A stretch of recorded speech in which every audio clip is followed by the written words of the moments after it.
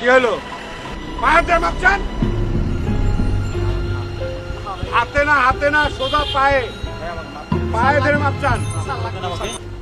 Hello মামা, রোডের সমস্যা হচ্ছে, গাড়ির তো কাগজ নিয়ে আসি নাই, পুলিশে ধরছে। স্যার একটু মামার সাথে কথা বলেন তো।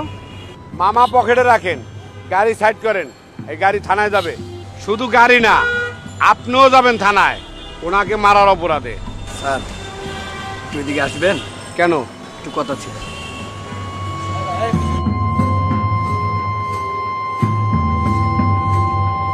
স্যার আর মামার পরিচয় শুনলে এমনি ছেড়ে দিবেন, তার থেকে ভালো এটা রাখেন, ব্যাপারটা ক্লোজ করে দেন।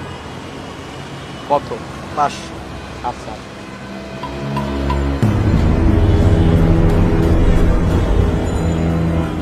তোমার রিক্সার তো কোনো ক্ষয়ক্ষতি হয় নাই?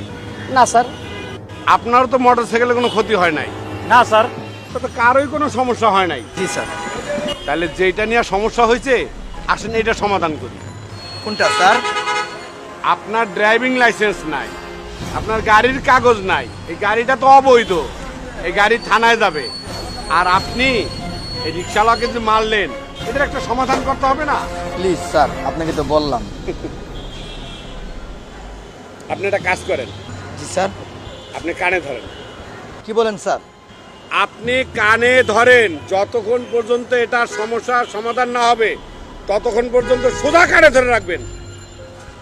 কানে ধরেন, কানে ধরেন বলছি, নাহলে সোজা থানায় নিয়ে যাব। আপনার সমস্যার সমাধান হলো 3টা।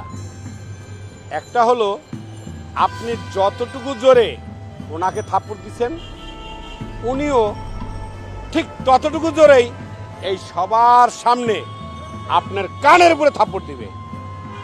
স্যার স্যার লাগবে না স্যার। তুমি চুপ থাকো। 2 নাম্বার, ওনার পায়ে হাত দিয়ে পা ধরে আপনি সবার সামনে মাপ চাইবেন। উনি রিক্সাওয়ালা, উনি দিনমজুরি খেটে খাওয়া মানুষ, উনি মাপ করে দিবেন। ভেবে দেখেন এই 2টার কোনটা করবেন। আর যদি 2টার কোনটা না করেন, তাহলে 3 নাম্বার হলো আপনি এবং আপনার গাড়ি থানায় যাবে। কোনো মামা খালুতে কাজ হবে না, আপনার বাহুর এই শক্তি কমানো হবে। বলেন কি করবেন? আমার হাতে সময় কম। স্যার এগুলো দরকার নেই স্যার, মাফ করে দেন স্যার। স্যার আমি দেখে স্যার। তোমাকে বলছি না কোনো কথা বলবো না, বেশি কথা বললে তোমাকেও আমি থানায় নিয়ে যাব এই অন্যায়কে প্রশ্রয় দেওয়ার জন্য। আমি কি থানার গাড়ি ডাকবো? না স্যার। তাহলে